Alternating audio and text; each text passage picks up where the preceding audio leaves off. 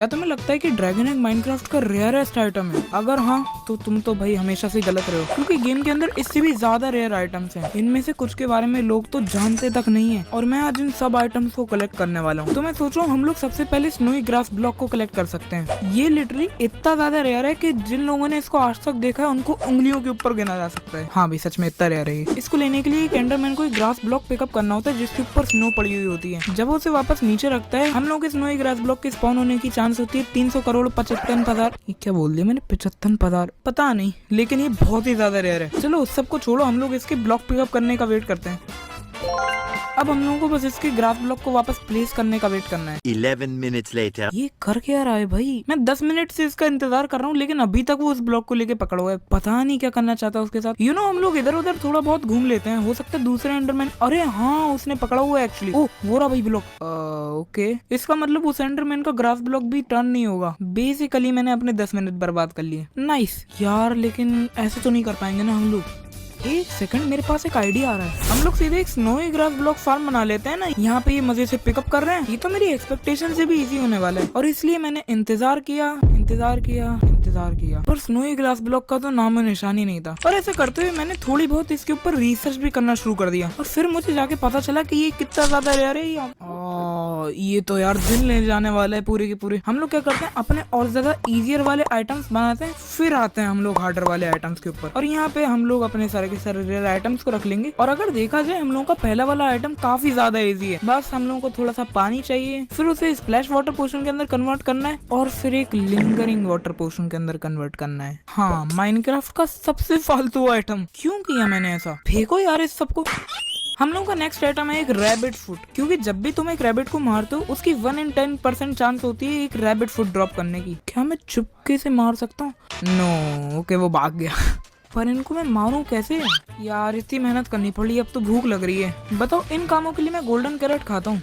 ये मेरी तरफ क्यों आ रहा है? अरे कहीं इसे कैरेट तो पसंद नहीं है। हाँ ये हुई ना बात। है, पकड़ सकता हूँ मैं। बढ़िया यार, ये नई टेक्निक मिल गई है, इससे हो ही जाएगा हम लोगों का काम। अब बस इनको हल्के हल्के अट्रैक्ट करना है। ओके वाह, हल्के हल्के। वो भी उछल रहे, मैं भी उछल जाता हूँ। एक काम करता हूँ, मैं भी रैबिट हूँ। क्या बोला तूने? हाँ परफेक्ट, बूम। और जब तक हम लोग यहाँ पे हम लोग डेड बुश को भी कलेक्ट कर लेते हैं, क्योंकि वो भी हम लोगों की रेयर आइटम्स लिस्ट के ऊपर है। ये रिफाइनली मिल गई हम लोगों को। जितना मैं एक्सपेक्ट कर रहा था उससे तो ज्यादा ही रेयर निकला ये। मुझे इसको लेने के लिए 21 रैबिट्स मारने पड़े हैं। बताओ माइनक्राफ्ट क्योंकि झूठ बोलती है। नेक्स्ट एक पॉइजनस पोटैटो, जिसकी 2% चांस होती है ड्रॉप करने की जब हम लोग एक पोटैटो को हार्वेस्ट करते हैं। पर देखो, झूठ नहीं बोल रहा हूँ, लेकिन मजा आ जाता अगर पहली बार में हो जाता।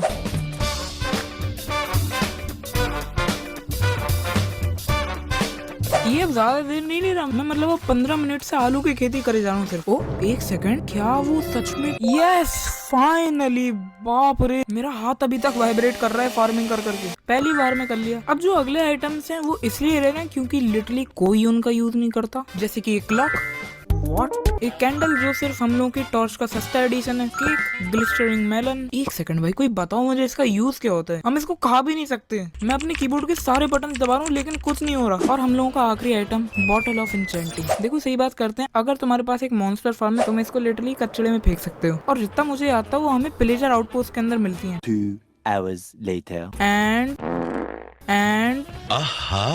और ऐसे करके हम लोग को मिल चुके हैं सारे छोटे मोटे वाले आइटम। पर ये तो सबसे इजी वाले थे। अब जो हम लोग आइटम्स कलेक्ट करने वाले हैं वो हार्डर और हार्डर होते जाएंगे टाइम के साथ, और जल्दी तुम्हें ड्रैगन एग मुर्गी के अंडे जितना रेयर लगेगा। इसलिए हम लोगों का अगला आइटम है एक इंचेंटेड जैक ओ लैंटर्न। मुझे नहीं पता है कद्दू को इंचेंट करके तुम्हें क्या मिलने वाला है, पर चलो जिसकी जैसी मर्जी। A few moments later. ये इंचेंट क्यों नहीं हो रहा? इंचेंटेड जैक ओ लैंटर्न 1.20 में रिमूव कर दिया यार इन लोगों ने। मुझे रोकने की कोशिश कर रहा है, मैं तो फिर भी लगा दे रहा हूँ। अब हम लोगों को चाहिए पिंक वूल, लेकिन ये एक एक्चुअल पिंक शीप से लिया हुआ वूल होने वाला है। मैंने क्या किया? अब इसको ढूंढने में तो बहुत देर लगने वाली है। और जब तक मैं पिंक शीप को ढूंढ रहा हूँ, तुम लोग चैनल को सब्सक्राइब भी कर सकते हो अगर वीडियो अभी तक अच्छी लग रही है। ओके, मैं ये 4 घंटे से कर रहा हूँ। मेरे रॉकेट भी खत्म होने वाले हैं। क्या वो सच में फाइनली मिल गई?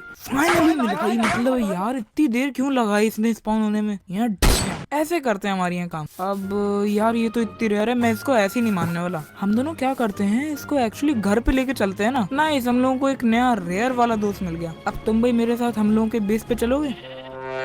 इसको पता है मैं क्या बोल रहा हूँ। ओके ये इधर तो आ चुकी है एंड नया दोस्त बन गया भाई। और ये हो गया, ये इतना पिंक कैसे पवित्र चीज लग रही है। तो क्या है ये? अगला हम लोगों को चाहिए एक एन्चेंटेड कंपास। और अगर तुम लोगों को पता नहीं था, मेरी मैप के पीछे एक लोड स्टोन रखा हुआ है। मैंने इससे पहले भी एक एन्चेंटेड कंपास बनाया तो था, लेकिन फिर मैंने अपने कोऑर्डिनेट्स की लिटरली पिक्चर ले ली थी और उस वाले को एक चेस्ट के अंदर डाल लिया था। अब देखो मैं नहीं ढूंढने वाला इतनी सारी चेस्ट के अंदर से एक एन्चेंटेड कंपास को। इससे ज्यादा तो 4 आयरन की सैक्रिफाइस ही सही है। नेक्स्ट हम लोगों को जरूरत है स्कूट की, जिससे एक टर्टल शेल क्राफ्ट हो सकता है। और मैं काफी श्योर हूँ ये हम लोगों को टर्टल को मारने से नहीं मिलता है। बस ये मत पूछना कि मैं ये बात कैसे जानता हूँ। इजी। अब जब ये सारे आइटम्स हो चुके हैं, हम लोगों का अगला आइटम थोड़ा सा अजीब है और वो हैं बकरियां। मतलब सीधे बकरियां नहीं, अगर तुम लोगों को पता नहीं है, गेम के अंदर 8 हॉर्न्स होते हैं और वो सारे के सारे डिफरेंट साउंड निकालते हैं। गाड़ी वाला आया घर से। इनको लेने के लिए एक गोट को अपना सिर्फ दीवार में फोड़ना होता है। मुझे नहीं पता माइनक्राफ्ट वालों ने ये कैसे सोचा, पर ये इतना स्टूपिड क्यों लग रहा है। और बच्चे घुसे अंदर, ये देख रहे हो? हाँ ये देख के भाग गए। अरे एक ने अपना सर वहाँ पे ठोक लिया, वो बच्चे का सर फूट। 3 hours later. बस मैं और नहीं झेल सकता भाई, नो। चलो इसी बहाने कुछ तो मिल गए, पर थोड़ी बहुत रिसर्च करने के बाद मुझे पता चला कि गेम के अंदर एक एक्चुअल गोट हॉर्न फार्म होता है, जो इस प्रोसेस को बहुत ज्यादा तेज कर देगा। इसको बनाने के लिए हम लोग को सबसे पहले एक बड़े से एरिया को बंद कर देना है।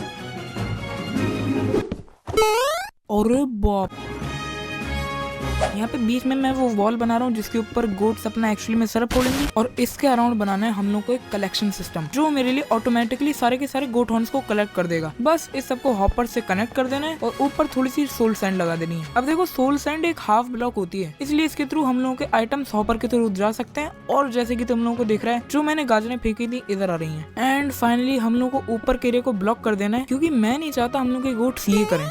और सारी गोट्स के हॉर्न मिलने में हम लोग को ज्यादा देर नहीं होने वाली है, लेकिन जब तक हम लोग वेट कर रहे हैं तब तक हम लोग सारे छोटे बेसिक वाले रेयर आइटम्स को कलेक्ट कर सकते हैं, जैसे कि एक टोटम, स्पंज। मैं पता नहीं क्यों इसके साथ लुका छुपी कर रहा हूँ। ओके सॉरी वो मारने की कोशिश कर ही नहीं पा रहा बेचारा। यस ये हुई ना बात। Dragon's breath, netherite block. देखो नेदरराइट ब्लॉक को तो मैं अपनी डायमंड फैक्ट्री से ही ले लूंगा। मेरे अभी बहुत सारे डायमंड जमा है जिनका मुझे पता नहीं है क्या यूज करेंगे हम लोग, तो अभी इस मशीन का मैं बिल्कुल भी यूज नहीं करता हूँ। एक नेदर स्टार,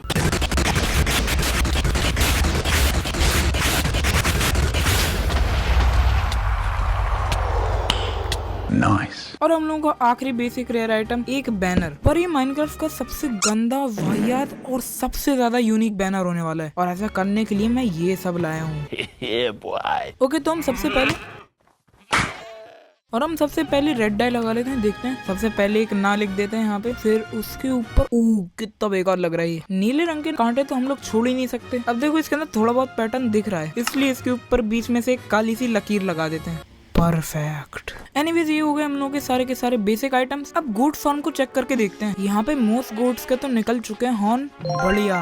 ये रहे सारे के सारे goat horns. One of the rarest item collection है ये, और मैं बोलूंगा इन सब में से मेरा फेवरेट फील होने वाला है, क्योंकि इसको सुन के बहुत सुकून मिल जाता है और बहुत ही अच्छा लगता है। टिकटॉक चलावे वाला और हम लोग अपने बैनर को तो भूल ही नहीं सकते। अब मैं कुछ फायरवर्क रॉकेट्स बना ले रहा हूँ, क्योंकि अब हम लोग को जाना है एक सफर के ऊपर और हमें ढूंढना है डेजर्ट टेम्पल्स, क्योंकि लिस्ट के ऊपर अगले आइटम्स हैं सारी हॉर्स आर्मर्स। ओके क्या हरकतें दे रहा हूँ। अब मैं कुछ फायरवर्क रॉकेट्स बना ले रहा हूँ, क्योंकि अब हम लोग को जाना है एक सफर के ऊपर और हमें ढूंढना है डेजर्ट टेम्पल्स, क्योंकि लिस्ट के ऊपर अगले आइटम्स हैं सारी हॉर्स आर्मर्स। ओके क्या हरकतें दे रहा हूँ। और